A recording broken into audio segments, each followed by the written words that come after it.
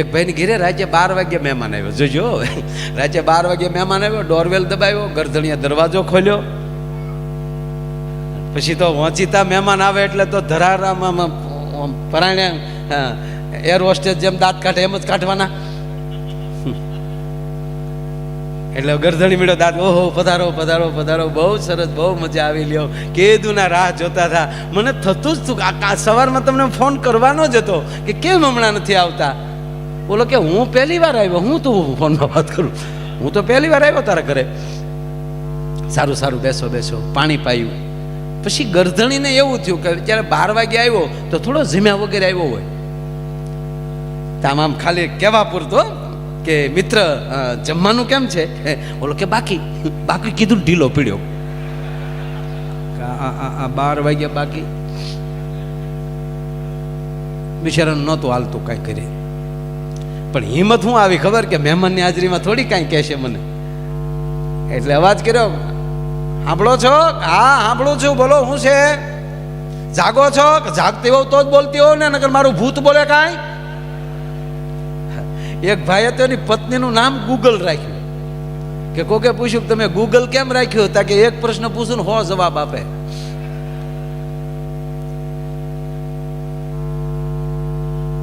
આ મહેમાન આવ્યા હતા કે હા મેં ભાડ્યા જોયા મેં, કે પણ જમવાનું બાકી છે, કે સવારે નાસ્તા આવે, આ ધર્મશાળા નથી મન ભાવે એમ ધોડ્યા આવે. અરે કે પણ મારો મિત્ર, તમારો મિત્ર હોય તો સવારે નાસ્તો ન કરે, અત્યારે ન જમે તો શું ગુજરી જશે? હવે મહેમાન સાંભળે એમ ઝપટ બોલે, બોલે ને લાઈટ જાય ને આવે, લાઈટ જાય ને આવે. અરે પણ તું સમજે છો હું ખોટું ખોટું નથી કેતો, હકીકત આવ્યા છે. બિચારો મજાક નથી કરતો, સાંભળ, હકીકત આવ્યા છે. કે પણ હકીકત મેં જોયા જ છે. એ હવારે નાસ્તા રે, કે પણ ભૂખ્યા થોડા સુવે, એનો બાપે હુવે. હવે મહેમાનના બાપ સુધી વાત ગઈ હો. અને પછી તો ગરદડીને પગથી માથે ને માથેથી રેમાન ગઈ. મારા મિત્રની હાજરીમાં મારું અપમાન ને મારા મહેમાનનું અપમાન, ઊભી રહેજે એમ કરી મારવા દોટ દીધી. મારવા જ્યાં દોટ દીધી ને ત્યાં ગરદણી જે મહેમાન હતો ને બહુ હોશિયાર હતો, એને પકડી લીધો. અને આપણા પુરુષના મીટર નોખા છે, કોઈ પકડે ને એમ ડબલ થાય. જોજો કોઈ કોઈ કોઈ પુરુષ આમ રોડ ઉપર અમુક કોક કોક જો બાંધતા હોય તો પકડી રાખશે ને તો ખીચા ફાડી નાખશે. મૂકી દે, મૂકી દે. પછી તમે એને મૂકી દો ને તો ઢીલો પડી જાય. પછી ઊભો પકડ, હવે આવી જાય આબુ રોડ બાજુ. હવે આગળ જ પકડ્યો નતો માનતો. એમ મહેમાન હોશિયાર, એને પકડ્યો ને ગરદણી ડબલ થયો. રહેવા દે મિત્ર, રહેવા દે. બોલો કે ના ના ના કરતા બે રૂમમાં જ્યાં બેન બેઠા હતા ત્યાં જઈને ઓલા એના પતિએ એક થપાટ મૂકી અને લાઈટ ગઈ. 15 મિનિટ પછી લાઈટ આવી. ત્યારે ખૂણામાં બેઠા બેઠા બેન રડતા હતા ને એટલું જ બોલ્યા કે કોઈ દી નહીં, પહેલી વાર તમારી સામે બોલી, એમાં 15 ધોલ ને 2 પાટું બાર લીધી. બોલો કે મેં તો એક જ મારી. બાકીની ઝપટ મહેમાન અંધારામાં ઝપટ બોલાવી ગયો. બોલો હવે આ ઘીરે આવીને પાટા મારી જાય ને મહેમાન કહેવાય કે માવઠા કહેવાય? નહીં, સમજણ વહેલી આવે તો બહુ મજા આવે સાહેબ. અમે કાલે જ હું જુનાગઢ હતો, ગીરમાં હું બહુ ફરું, મને મજા આવે. જો તમે જો એક સમય કેવો હોય છે, આ વર્ષો પહેલા એક વડીલને અરીસો જડ્યો. એક વડીલને અરીસો જડ્યો એક ભાઈને. હવે એને ખરેખર કોઈ દી જોયેલો જ નહીં કે આને અરીસો કહેવાય, કોઈ દી જોયેલો જ નહીં. એને પોતે બતાવી એ ખબર નહીં. આ વર્ષો પહેલાની વાતો, પહેલો વહેલો અરીસો, એને ખબર જ નહોતી કે હું પોતે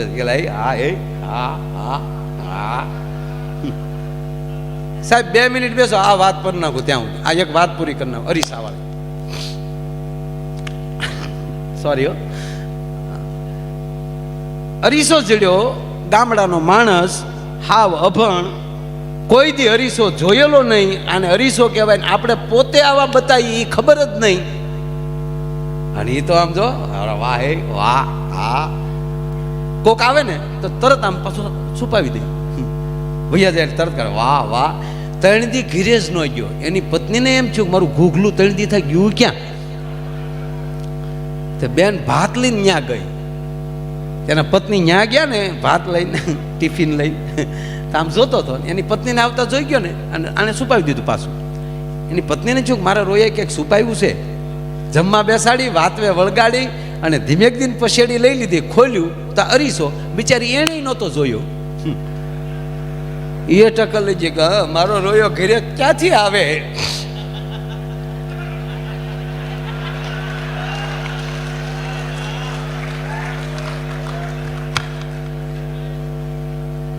અને એને જે હરીસા સામે ખીજાણીઓ, શિબલી કોકના ઘરમાં આવું ન કરાય.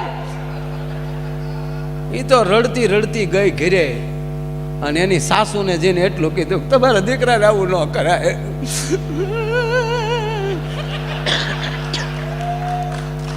એના સાસુએ કીધું શું મારા દીકરે કર્યું, તમારા દીકરાને આવું ન કરાય.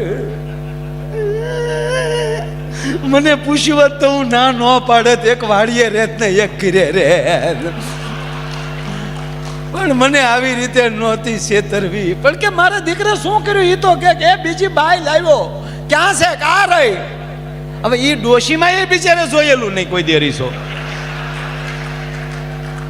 તો ડોશીમાં મીડ્યા રડવા કે મારો રોયો લાવ્યો ને હાવ બુઢી લાવ્યો.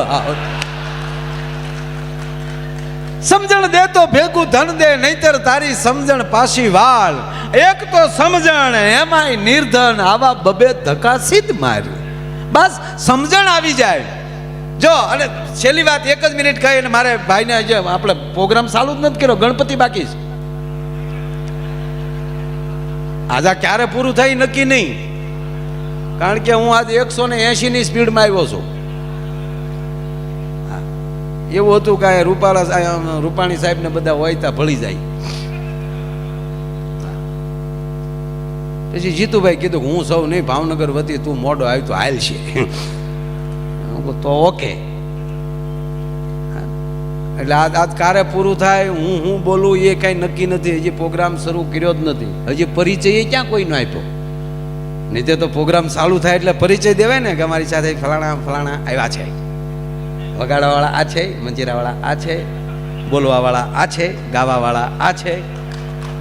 એ કાંઈ હજી કર્યું જ નથી, કાંઈ હજી ટેસ્ટ રિપોર્ટ ચાલે છે. પણ એક વાત કહી અને હું કાર્યક્રમનો દોર આગળ વધારી. રૂપિયા જરૂરી છે, વાતું થાય કે રૂપિયા વગર ન ચાલે, રૂપિયા વગર ન જ ચાલે. નથી ઘણા વાતું કરતા રૂપિયો હાથનો મેલ છે. અને અમુક તો સાહેબ આપણે ટીવી ચાલુ કરીએ ને તો 3-4 જણા તો રીહ માલી ટીવીમાં બોલતા હોય, એ લક્ષ્મી હે ઉસકે પીછે મત ડોટો દો, એ મિથ્યા હે. તો એ મેલ હોય તો ઉખેડીને તમે ફાળો કરજો ને, તમે તો શું કામે કરો. નહીં સાહેબ, પૈસા વ્યવસ્થા, રૂપિયા વગેરે હાલે જ નહીં. આ પેટ્રોલ પંપે ઉભા રહી 2 દુહા ગાઈ તો કઈ ટાંકી ફૂલ ન કરી દે પંપ વાળા. એ 4500 આપીએ ને ત્યારે કોગળો બહાર આવે ઘળક દે.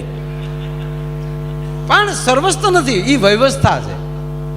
આ દાતાઓએ આપી દીધું. એ તો જ્યાં સુધી આ સમિતિ આ દિવાલો રહેશે ત્યાં સુધી નામ રહેશે ને કે અહીંયા કેવા વ્યક્તિએ દાન આપ્યું છે. દાખલા તરીકેનો ટૂંકો દાખલો દઉં કે એક ભાઈ મારી પાસે આવ્યા. બહુ 1 જ મિનિટની વાત છે. મારી પાસે આવ્યા અને કીધું દાખલા તરીકે આ દાત, ટૂંકું નામ દાત, દાખલા તરીકે દાત, જીભની વાત નથી, દાત. મારી પાસે આવ્યા અને કીધું માયાભાઈ પ્રોગ્રામ રાખો છે. તારીખ નક્કી થઈ ગઈ, પાકું થઈ ગયું. એટલે એ કે આલ્યો આ એડવાન્સમાં આ ₹1,00,000. એ ₹1,00,000 મને એડવાન્સમાં દેતા ગયા. જો રૂપિયો કેવું કામ કરે. ₹1,00,000 જેવા મારી પાસે આવ્યા એટલે તબલામાં સંગત આપે છે અમારો મુકેશ બારોટ, તાળીઓના ગગડાટથી બધાઓ. એ ₹1,00,000 મારે મુકેશને આપવાના હતા. જો પરિચય સાથે વાત, નો ટાઈમ બગડે, પ્રોગ્રામ થઈ જાય, પરિચયનો પરિચય દેવાઈ જાય. મોડું થાય ત્યારે આવું કરવાનું. પથારી કરવામાં પાગડવા હોય તો હું ક્યારે આ મુકેશ બારોટ બહુ સારા તબલા વગાડે છે. કોઈ સ્ટેજના એવા કલાકાર નથી કે એની સાથે એણે સંગત ના આપી હોય. એવો અમારો મુકેશ બારોટ, એ મારી પાસે લાખ રૂપિયા માગતો હતો. સાંભળજો વાતે સાંભળતા જજો. એ લાખ રૂપિયા મેં એને આપી દીધા. બરાબર. જેવા મેં લાખ રૂપિયા એને આપ્યા તો એણે આ બેન્જો માસ્ટર અમારો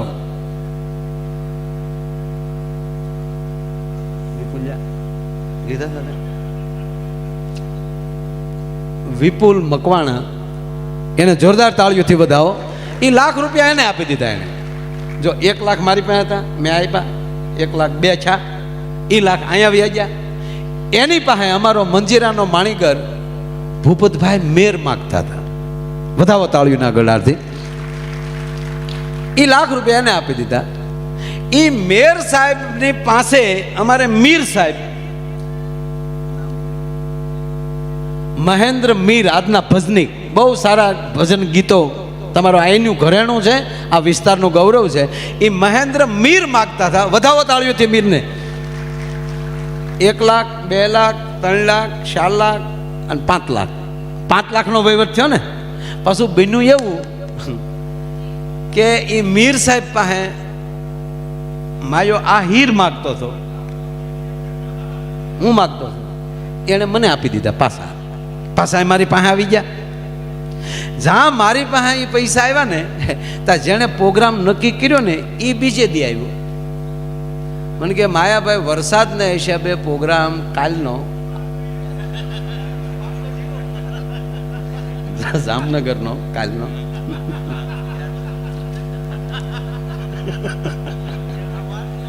રાજી થઈ ગયા. બોલો, જેને એમ કહું કાલનો પ્રોગ્રામ કેન્સલ, તો એ અમારો સ્ટાફ એવો છે સાહેબ, રાજી થાય કે એ બાને ઘીરે રહેવા રહે. અત્યારે હજી મેસેજ આવ્યો છે તો અત્યારે મેસેજ આપી દીધો, કાલનો પ્રોગ્રામ.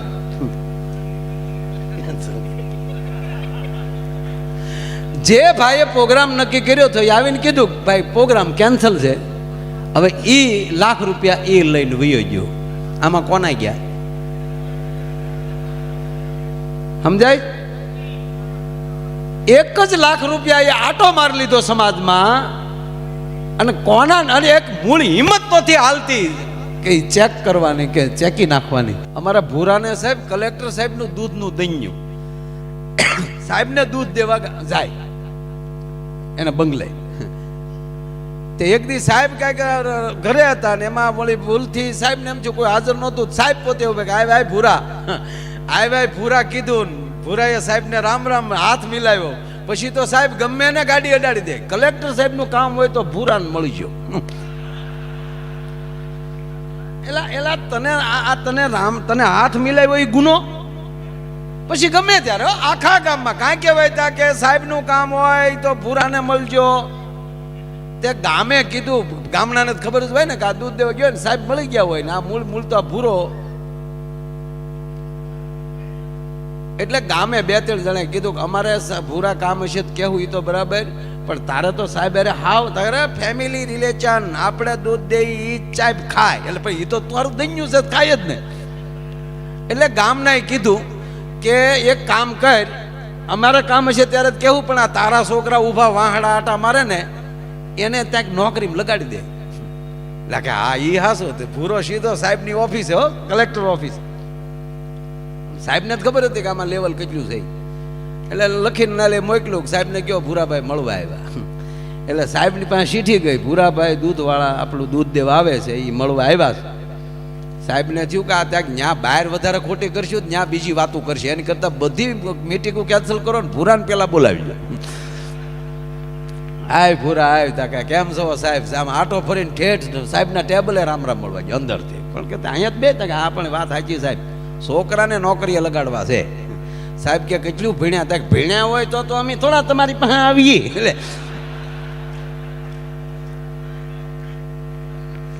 સાહેબ કે પણ ભણ્યા વગર થોડી નોકરી મળે. તાકે તો સાહેબ એક કામ કરો, હું 10 ભણેલો સૌ, આપણું ગમે ત્યાં ગોઠવો. તમારા કેટલા વર્ષ થયા? તાકે 49. તાકે ઈ 30 વર્ષ સુધી નોકરી મળે ભૂરાભાઈ. 49 નોકરી ન મળે, 49 પેન્શન મળે. તાકે તો પેન્શન આપો. સાહેબ કે પણ નોકરી કરી હોય તો પેન્શન મળે ને. અને ભૂરો ઊભી બજારે ખીજાતો ગયો, નોકરીઓ નથી દેવ્યું ને પેન્શન નથી દેવા. સમજણ વગરનું જીવવું ભલે જીવો વરસ હજાર, સમજીને જીવો ઘડી એક તો સમજો બેડો પાર. માણસમાં સમજણ છે ને એ જ મોટામાં મોટી વસ્તુ છે. અને આવો એક ભવ્યથી ભવ્ય કાર્યક્રમ, હું નથી માનતો કે કોઈ આવી ખેડૂત ઉત્પાદન સમિતિનો આવડો કાર્યક્રમ ક્યાંય ગુજરાતમાં થયો મેં પહેલો જોયો છે ઊંચામાં સાહેબ. અને એ દાતાઓને હું ધન્યવાદ આપું છું. બીજે બધે દાન આપતા હોય પણ આવા કાર્યમાં અને એક સમાજના હિત માટેના કાર્યક્રમમાં, અને એમાંય ખેડૂત માટે. સાહેબ હું રૂડું નથી લગાડતો. હું જ્યારે જમવા બેસું, મારો કાયમનો ક્રમ, હું જમવા બેસું ત્યારે ભગવાનનું નામ લઉં કે અન્ન દેવ છે, અન્ન બ્રહ્મ છે, હું બ્રહ્મને ખાઈ રહ્યો છું. એવા સારા વિચારથી ભગવાનનું નામ લઈ અને સાહેબ જ્યારે હું જમી લઉં ત્યારે મારો કાયમનો ક્રમ એટલું કહું, આ અન્ન જે ખેડૂના ખેતરમાં પાક્યું હોય ભગવાન એનું કલ્યાણ કરજો, એનું અભિરે ભરજો.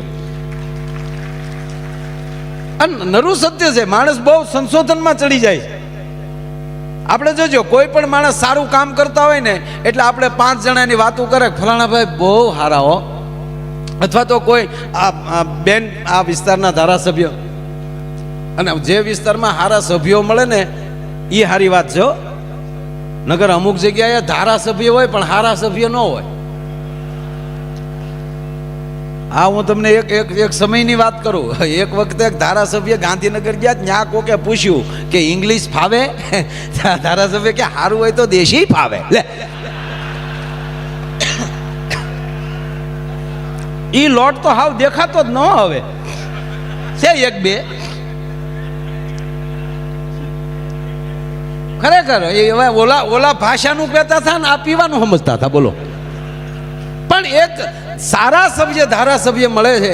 એવા બેનબા તમને ધારાસભ્ય મળ્યા છે એટલે એમને પણ હું ધન્યવાદ આપું છું. એને તાળીઓથી વધાવો. કારણ કે દરેક કાર્ય મારે જે વાત કરવા જ આવી છે કે જે તમે કરી રહ્યા છો એ તમે નથી કરતા, તમારી પાસે કોક કરાવે છે. આઈલી માયાભાઈ બોલે છે, માયાભાઈ બિલકુલ નથી બોલતા. કોક આ બોડીનો ઉપયોગ કરીને બોલીને વયા જાય છે. કલેક્ટર સાહેબ રોજ આ કામ કરે છે, એ પોતે નથી કરતા. સાહેબ એની કોલેજમાં એની સાથે કેટલા ભણેલા છે પણ એ જ કલેક્ટર શું કામ? આપણી વચ્ચે એટલા બધા માણસો રહેતા હોય. અહીંયા તમે સાંભળી લો કે આ જે આપણા ચેરમેન સાહેબ છે માર્કેટિંગ યાર્ડ, આ સમિતિના ચેરમેન, હવે આ બધા એટલામાં આપણો ક્રમ શું કામ આવ્યો? ત્યારે માની લેવાનું કે ભગવાને મને આવું કાર્ય કરવાનો મોકો આપ્યો છે, મને આ પાત્ર આપ્યું છે અને એ મારે પાત્ર હવે ભજવવું છે. આ નરું સત્ય છે. એક નાનો દાખલો દઉં. એક ભાઈ એક રાજ હતું. એમાં ત્યારે લોકશાહી નહોતી પણ આ ક્રમ તેદી ચાલુ થયેલો.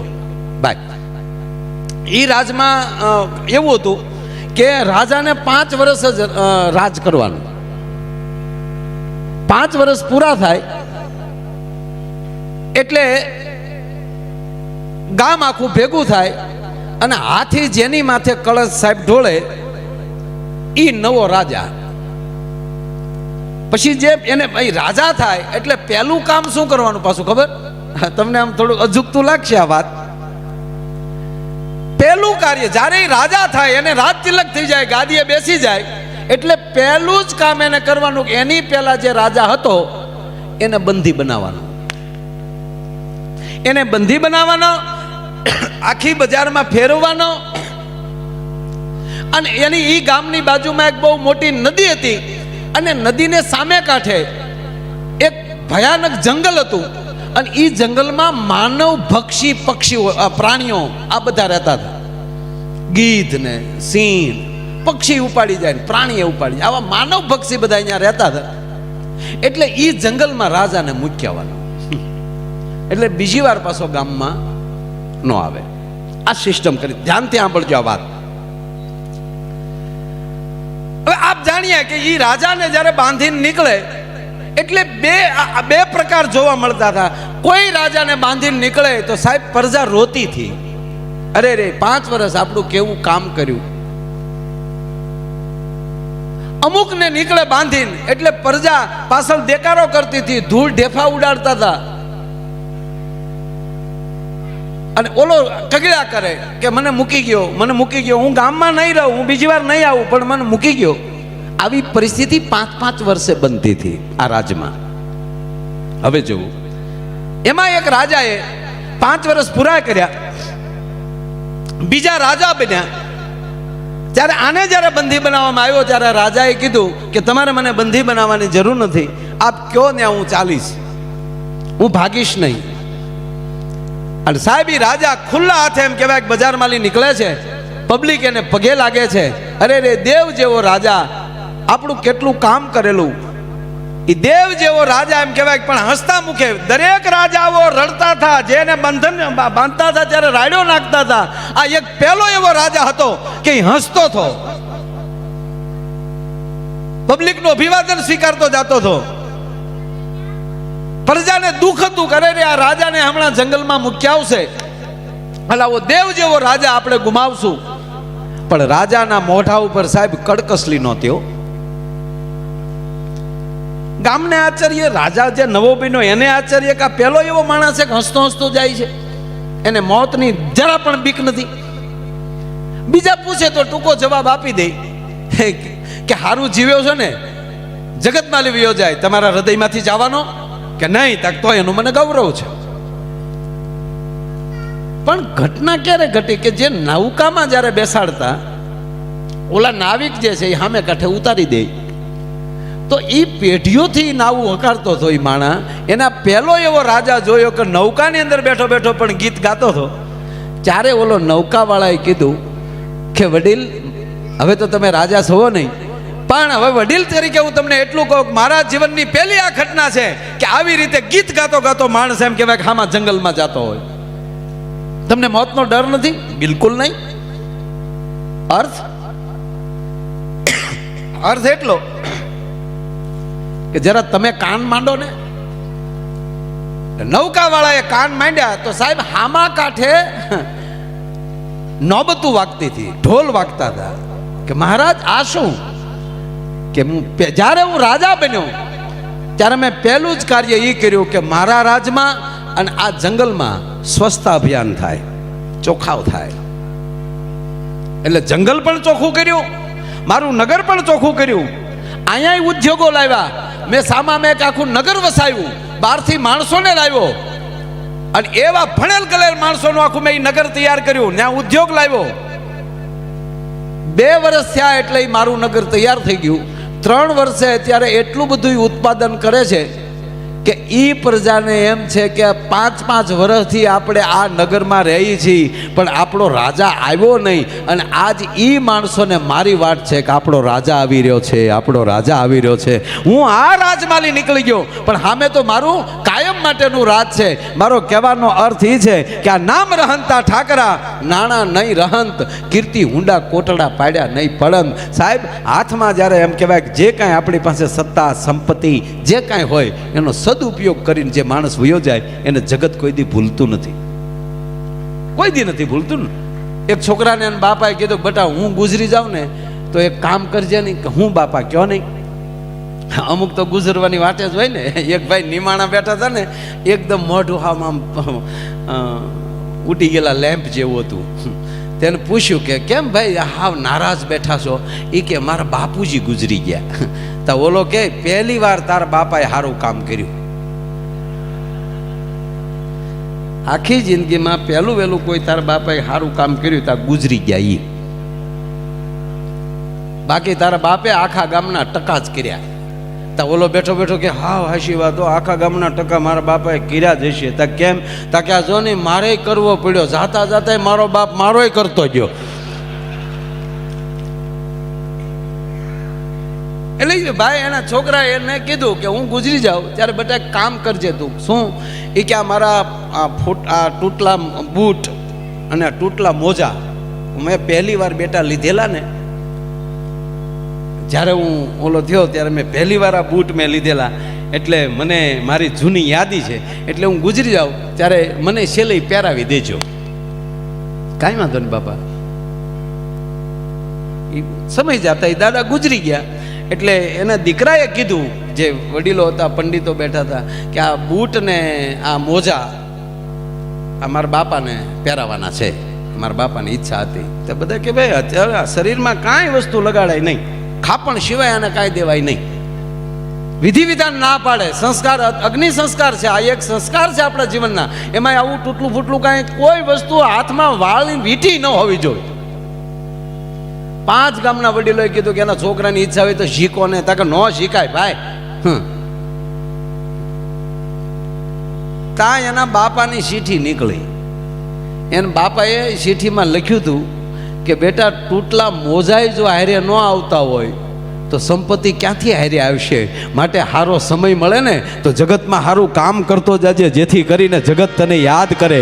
બાકી કોઈ વસ્તુ હારે નહીં આવે ભલા માણસ. અને હારે જો આવતું હોત, હારે જો આવતું હોત તો પહેલા પાર્સલ કરી નાખત ને બધું. આપણે નથી, આપણે આ ઘણા પ્રદેશમાં જવું હોય, અમેરિકા જવું હોય તો આપણે ઘણા નથી 2 દિવસ કહેતા બેગ તૈયાર કરો છો, એકચ્યુઅલી યુકે જવું છે.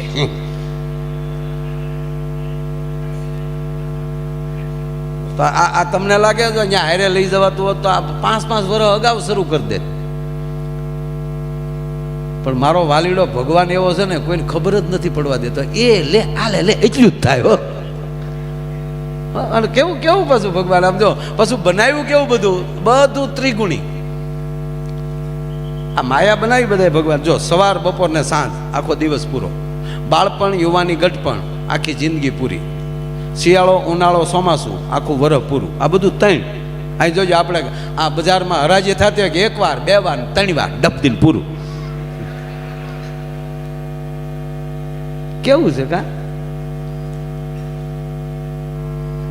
હુમલાય 3 જ આવે. 1 બેન એ આ લે અને પાછું ગામ વાતો કરે. અમારે અરે ચા પીતા હતા, ચા ગરમ હતી તા તો એ ઠરી ગયા. ખરેખર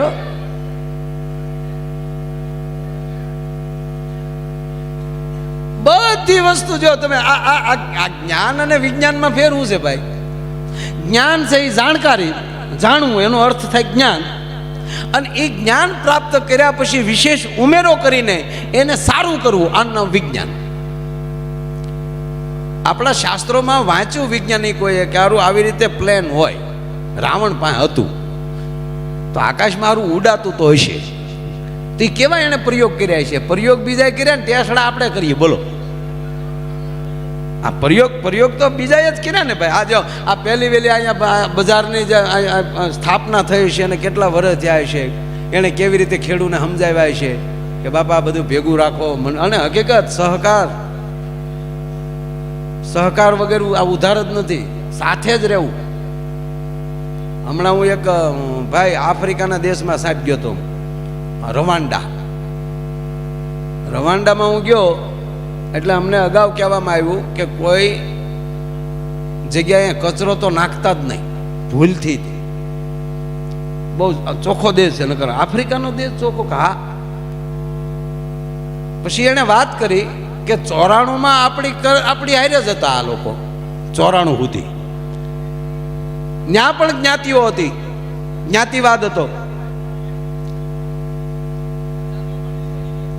અને 94 ની અંદર 2 જ્ઞાતિ વચ્ચે, એક હુતુ કરીને કોઈ જ્ઞાતિ, એક બીજી જ્ઞાતિનું નામ હું ભૂલી ગયો સાહેબ. 2 જ્ઞાતિ વચ્ચે યુદ્ધ થયું, ધીંગાણું થયું, તોફાન થયું.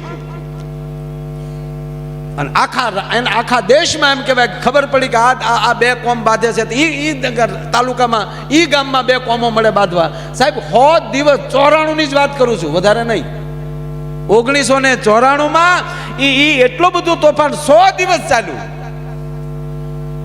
100 દિવસમાં સાહેબ 10 લાખ માણસ અંદરો અંદર કપાઈ ગયું છે. 10 લાખ. અને એ દેશમાં 200 જેટલા એના સ્મારકો બનાવ્યા છે સામૂહિક દફન વિધિના. અને એ કાલના જે વડાપ્રધાન હતા, હજી ઈનાઈ છે, એ માણસે એ દેશમાં લઈ જ્ઞાતિ જ નાબૂદ કરી નાખી. કે જેને રહેવું હોય એ રવાંડી તરીકે રહ્યો. અને આજ પછી આ દેશમાં અંદરો અંદર કોઈ પણ પ્રકારનો વાદ વિવાદ ન હોવો જોઈએ. અને સાહેબ આજ 94માં ખાલી એક છા છે તો આજ વર્લ્ડના 8મા ક્રમની ચોખ્ખાઈ વાળો દેશ બન્યો છે.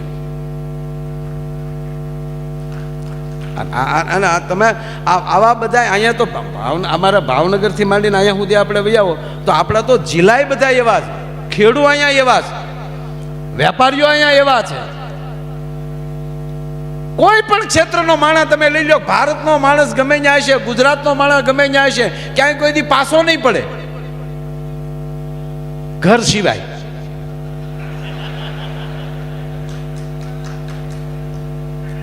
હવે તમે જો મેં ઘર સિવાય કીધું તો બધાએ તાળીઓ પાડી. એનું કારણ એ છે કે ઘરે પણ આપણી માતા હોય એટલી હોશિયાર છે સાહેબ. હા, આ દેશ તો માતૃત્વનો દેશ છે ને. આ એક જ ભારત એવો દેશ છે કે જ્યાં શક્તિની પૂજા થાય છે. અને જે પુરુષ કોણ, આ પુરુષ કોણ મોટો? જેના ઘરમાં સ્ત્રી, જેની મજબૂત તાકાત, ઈ પુરુષ મોટો. જેની અર્ધાંગના મોટી, એના વિચાર મોટા, ઈ મોટો. આ ભોળાનાથ મોટા શું કામ કહેવાય બધાય કરતા? કારણ કે ઉમા એની બાજુમાં બેઠી છે. ભવાની વિવાદે વિષાદે પ્રમાદે પ્રવાસે જલેશાનલે પર્વત શત્રુ મધ્ય યારાયણે ચારાયણે સદામાં પ્રપાહી ગતિસ્તમ ગતિસ્તમ તમે કા ભવાની. કારણ કે બાજુમાં ભવાની બેઠી છે, ઉમા બેઠી છે. તમામ શક્તિઓમાં પ્રથમ કોઈ નામ હોય તો ઉમા છે. હિમાચલમાં ભગવતી જ્યારે એમ કહેવાય કે યજ્ઞમાં જ્યારે સતીએ પડતું મૂક્યું અને બીજો જન્મ જ્યારે હિમાલયના ઘરે લીધો, ત્યારે જન્મની સાથે કોઈ નામ હોય તો ઉમા. અને મહાદેવે વધારે એના મુખેથી નામ લીધું હોય તો ઉમા. જ્યારે પાર્વતીને બોલાવવાનું થયું, પાર્વતી તો તપ કર્યા પછી નામ આવ્યું, પણ બાલ્ય અવસ્થામાં નામ હતું ઉમા. અને ઈ નામ મહાદેવને બહુ ગમતું, એટલે જ્યારે કઈ બોલાવવાનું થાય ત્યારે મહાદેવ ઉમા તરીકે બોલાવતા હતા. રામાયણનો કોઈ પણ સોપાઈ લઈ લ્યો, ભગવાન શિવની એ ઉમા કહું મેં અનુભવ અપના, આ ભગવાન શિવ બોલે. એ ઉમા, એ પાર્વતી, ઉમા કહું મેં અનુભવ અપના, સત હરિ ભજન જગત સબ સપના. એટલે મહાદેવ મોટા છે, બાજુમાં પાર્વતી ઉમા બેઠી છે. રામ મોટા છે, એને આપણે બધા ભગવાન કહે છે. શું કામ? એની બાજુમાં કહેવાય કે મારી તમારી જગદંબા જગતજનની જાનકી બેઠી છે. અને દરેકના ઘરે જો સવારમાં માં ઊભી થાય એટલે અષ્ટભુજા છે, 8 કામ કરતી જતી હોય. ઘડીક છોકરાઓના નવરાવતી જાય, પછી ચાર નાસ્તો કરતી જાય. સવારમાં જો શક્તિના રૂપ છે. બાપની ઘરે હોય ત્યારે બાલિકા છે, કુંવારી છે ત્યારે ઉમા છે, પણ લગ્ન થાય એટલે સવારમાં જાગે એટલે સીધી અષ્ટભુજા. ઘડીક આમ કામ કરતી જાય, ઘડીક સુલાનું કામ કરતી જાય, ઘડીક છોકરાઓને હાચવતી જાય, એને તૈયાર કરતી જાય, ત્યાં સ્કૂલનો ટાઈમ થઈ જાય, એને છોકરાઓને તૈયાર કરતી જાય, ત્યાં ઓલા ઘૂઘુને ઓફિસનો ટાઈમ થઈ જાય, એ ઘૂઘુનું ટિફિન તૈયાર કરતી જાય. 8 હાથે કામ કરતી હોય. એ સવારના પહોરમાં જગદંબા અષ્ટભુજા છે. રસોડામાં રાંધતી હોય ત્યારે અન્નપૂર્ણા છે. કરકસર કરીને ઘરની સંપત્તિનું ધ્યાન રાખતી હોય ત્યારે લક્ષ્મી છે. અને ભૂલથી એના પતિએ એના બાપુજીનું એના ભાઈની ખરાબ વાત કરી તો ચંડી છે. આ નરું સત્ય છે. અને આપણે પુરુષો ભાગશાળી છીએ, આપણે બધાય રૂપના દર્શન થાય. બોલો,